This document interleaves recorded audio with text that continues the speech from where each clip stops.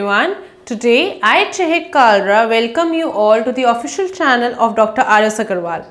In this video, we will discuss about important question and answers from examination point of view for the chapter Microorganisms, Friend and Foe. That is the second chapter.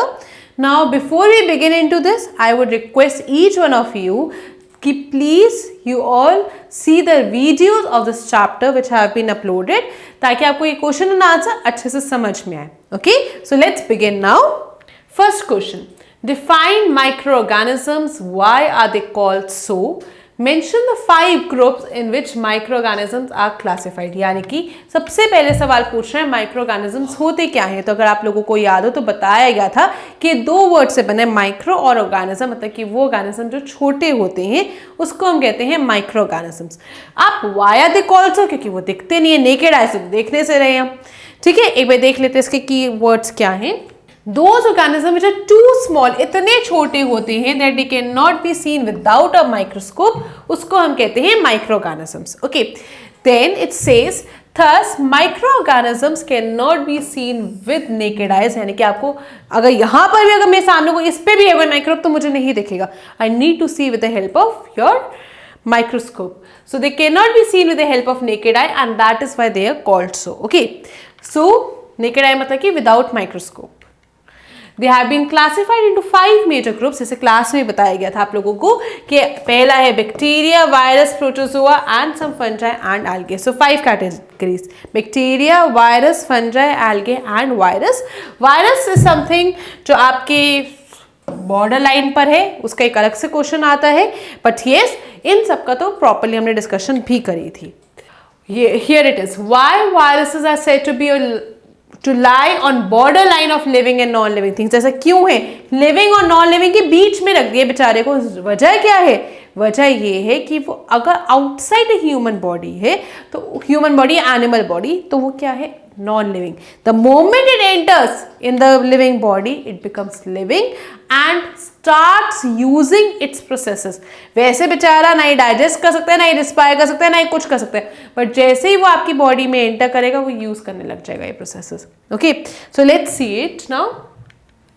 Here is the entire answer. लगा answer थोड़ा सा बड़ा रहा है but still I will tell you the keywords. Okay, but yes, it is important from examination point of view. So it says that viruses do not show most of the characteristics of the living things. वो अगर वैसे देखा जाए तो बहुत सारे characteristics जो living things में होते हैं वो ये शो नहीं करता. For example बता रहे viruses do not respire. Characteristic होती क्या है लिविंग थिंग्स की? लिविंग थिंग्स की करेक्टरिस्टिक्स होती है कि वो डाइजेस्ट फूड लेते हैं, that is they intake the food. Next they respire, then they basically help in transportation, एक जगह से दूसरी जगह तक चीजें पहुंचाना. देन दे एक्सक्रीट आउट, ये आपकी, और मूवमेंट, ये आपकी फ्यू करेक्टरिस्टिक्स होती है जो आपकी लिविंग थिंग्स शो करते हैं.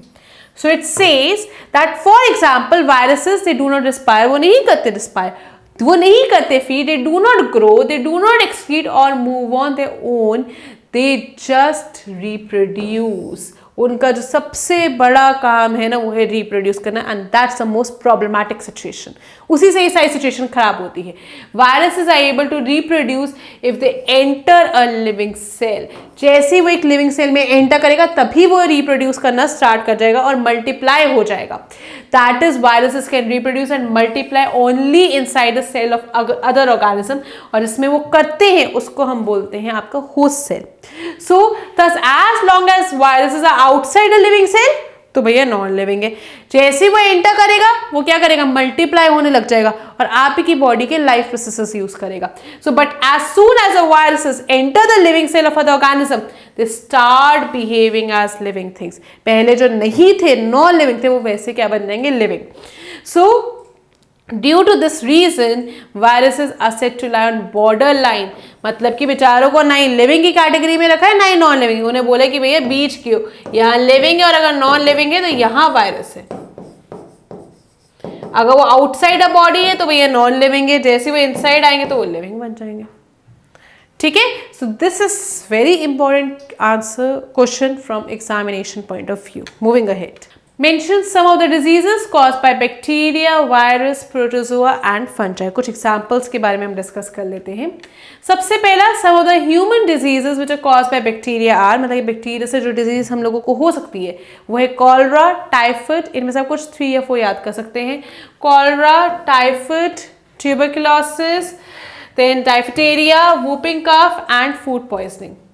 Okay. Next, human diseases cause by virus. जो वायरस होती है, अब आप इसमें कोविड भी डाल सकते हैं, राइट. ये तो एनसीईआरटी बुक से लिया गया, बट ऑब्वियसली उस टाइम पे नहीं था, बट अब आप लिख सकते हैं यहाँ पे. So you have common cold, influenza, measles, polio, chicken pox and small pox. ये सारी वो डिजीज है जो हमें वायरस से होती है. नेक्स्ट, प्रोटोजोआ से कौन सी होती है? Dysentery, malaria.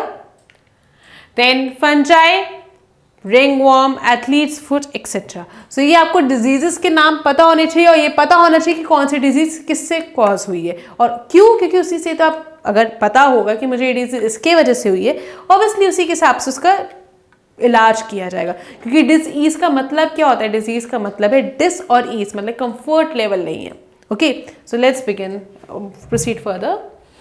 Where do micro organisms live? रहते कहाँ हैं? तो अगर आप लोगों को याद है, मैंने फ्लो चार्ट पूरा बताया था. मैंने बताया था कि वो लोग कहीं पे भी रह सकते हैं. गर्मी से गर्मी जगह में, ठंड से ठंडी जगह में, ह्यूमन बींग्स के अंदर भी कहीं पर भी वो लोग रह सकते हैं. Let's see where it all lives. So they are found in air, soil, water bodies etcetera. Water bodies में भी हमने आपको एग्जाम्पल दे दिए, pond, lakes, well and all. They can live and survive in almost all kinds of environment. वो हर environment में रह सकते हैं. Like hot springs, गर्म से गर्म कंडीशन, ice cold water, ठंड से ठंडी कंडीशन, saline water, नमकीन पानी जो तुम्हारा ओशन वाटर का होता है वहाँ भी रह लेंगे. Desert soil, marshy land, everywhere. ये ऑल्सो अकर इन इंसान के डेड ऑर्गेनिज्म से भी दे अकर करते हैं. They also occur in dead and decompose organic animal matter. Okay, everywhere, animal and plant matter. They are present inside the human body and that to other animals also. सिर्फ humans ही, कहीं पे भी किसी भी animal में भी आपको मिल जाएंगे. They live as parasites. Parasites वो होते हैं जो किसी के ऊपर host उसके ऊपर रहकर उससे nutrients लेते हैं. Okay. Next, give uses of microbes. Microbes का काम क्या है? हमने चैप्टर में, अगर आप लोगों को याद हो, हमने एक एक पॉइंट डिस्कस करा था. वो आपके कर्ड बनाने के काम आते हैं. Then they use in making alcohol, that is by fermentation process. दवाइयाँ बनाने के काम आते हैं. तभी तो चैप्टर का नाम फ्रेंड एंड फो, यानी कि उसके यूजेस हमें देखने हैं, राइट. फिर वो सॉइल को क्लीन करने के काम आते हैं, सॉइल फर्टिलिटी इंक्रीज करने के काम, इन्वायरमेंट को क्लीन करने के काम आते हैं. ये सारे इसके क्या हो गए? एडवांटेजेस हो गए. Let's have a look over the answer now. They are utilized in making curd, bread and cake. Curd के लिए जो बैक्टीरिया इन्वॉल्व होता है, that is lactobacillus. वो मल्टीप्लाई होता है. आपको पूरी स्टोरी समझाई गई थी जिसमें हम लोगों ने डिस्कस करा था कि कैसे दही हम घर पे भी बना सकते हैं. आपने क्या करना है, थोड़ा सा हमें खट्टा लेना है. खट्टा होता है क्या? थोड़ी सी दही लेनी है और उसमें लैक्टोबैसिलस बैक्टीरिया होगा. तो उसको वार्म कंडीशन से ही ये बैक्टीरिया क्या करता है? मल्टीप्लाई कर जाता है. ब्रेड एंड केक, यहाँ पे यीस्ट हम यूज करते हैं, जहाँ पे एनारोबिकली वो रिस्पायर करता है. एनारोबिकली का मतलब होता है in limited supply of oxygen. तो इसी रीजन की वजह से वो पोरस होता है. They use in production of alcohol, wine and acetic acid. ये जिस प्रोसेस से करा जाता है इसको हम बोलते हैं fermentation. Next, they are used in preparation of medicines called antibiotics. जैसे मैंने बताया था लोहे को लोहा काटता है, तो यहाँ पे भी सेम चीज़ है. आपको मेडिसिन बनाने में इसकी हेल्प करता है. They are used in agriculture to increase fertility of soil by fixing atmospheric nitrogen. यानी कि सॉइल की फर्टिलिटी हेल्प करने में इंक्रीज करता है, जो हमें मेन्योर वगैरह की हेल्प से रहता है. यानी कि फर्टिलाइजर में कोई रोल नहीं है, कोई केमिकल टाइप नहीं है, बट स्टिल नेचर की हेल्प से सारे काम करे जा रहे हैं. They also clean up the environment by decomposing the organic material, that is they help in recycling. तो keywords क्या हो गए? सबसे पहले आपको मैंने यहाँ बता दिया, production of alcohol, medicine, that is antibiotics. तो ध्यान में सिर्फ बैक्टीरिया के लिए होता है, वायरस के लिए नहीं होता है. Then increase the fertility of soil. Next, clean up the environment. ठीक है. Why yeast is use in making cakes and pastries. क्यों हम इसको यूज करते हैं? अभी मैंने आपको बताया भी कि वो क्या करते हैं, एनारोबिकली रिस्पायर करते हैं. एनारोबिकली रिस्पायर करने का मतलब क्या होता है कि वो आपकी लिमिटेड सप्लाई ऑफ ऑक्सीजन में काम करते हैं, जिसकी वजह से पोर्स आपके क्रिएट हो जाते हैं, और उस पोर्स की वजह से ये जो केक है या ब्रेड है वो पफी हो जाती है. पफी मतलब कि थोड़ा सा वॉल्यूम इंक्रीज हो जाती है. So yeast is used in baking industry for making bread. When yeast is mixed in dough मतलब आटा, for making bread, the yeast reproduces rapidly and gives out carbon dioxide gas. जब मैं बोल रही हूँ respire मतलब कि वो obviously CO2 gas देगा during respiration.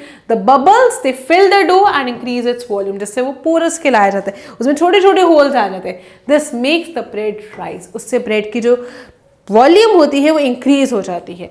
The holes in bread are due to bubbles of this which are given during the baking process. और इससे होल से ही आपकी जो रेस्पिरेशन होती है उससे ही ब्रेड जो है वो लाइट हो जाती है, सॉफ्ट हो जाती है और स्पॉन्जी हो जाती है. 3 words. For the same reason yeast is also use in making cakes and pastries. Okay, same reason, hole से जो सॉफ्ट स्पॉन्जी बनाना है वही एक रीजन है. Define fermentation. Who discovered it? Fermentation अभी मैंने बताया है अल्कोहल बनाने का काम via help of your sugars, right? So process of conversion of sugar into alcohol. Sugar का alcohol में बनना yeast की help से, उसको हम कहते हैं fermentation. किसने डिस्कवर करा? लुइस पैस्चर ने करा था in 1857. You should know the year also and the discoverer.